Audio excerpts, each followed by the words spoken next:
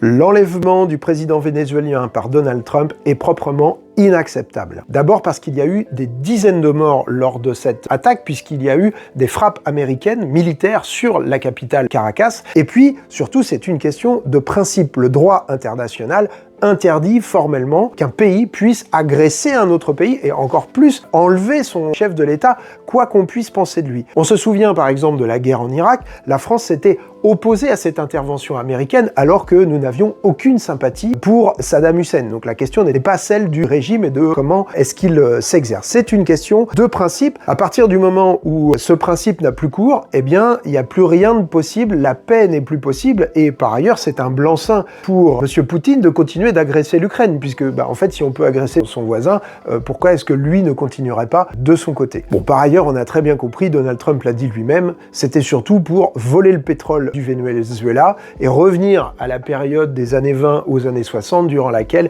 les compagnies pétrolières américaines se sont emparées de cette richesse, ont amassé des fortunes considérables au détriment des Vénézuéliens eux-mêmes. Donc, il est très important de refuser et de le dire à Donald Trump parce que sinon, en fait, on lui donne un feu vert pour de nouvelles agressions. Il a déjà menacé Cuba, il a menacé la Colombie, le Mexique, aujourd'hui le Groenland qui relève de la souveraineté du Danemark, c'est-à-dire d'un État européen. Et en fait, il n'y a pas de surprise puisque déjà au mois de décembre, ils ont menacé l'Europe. Alors pas forcément d'une agression militaire, mais de dire que ça allait relever aussi de leur précaré et qu'ils allaient d'une certaine manière essayer de conduire les affaires européennes, notamment en favorisant les partis d'extrême droite partout en Europe. Face à ça, malheureusement, notre président de la République, Emmanuel Macron, a encore été en dessous de tout, exerçant un deux poids deux mesures, puisque à la fois il a applaudi Trump sur cet enlèvement de Nicolas Maduro, soi-disant pour libérer le peuple vénézuélien, sauf que 2 jours après, il félicitait le nouveau président de la Guinée,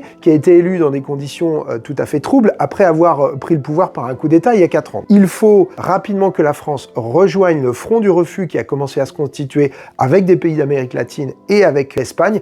Et pour notre part, le groupe de la France Insoumise, nous avons demandé l'organisation à l'Assemblée d'un débat 50-1 pour que le gouvernement s'explique sur sa position par rapport à cet acte inacceptable de Donald Trump.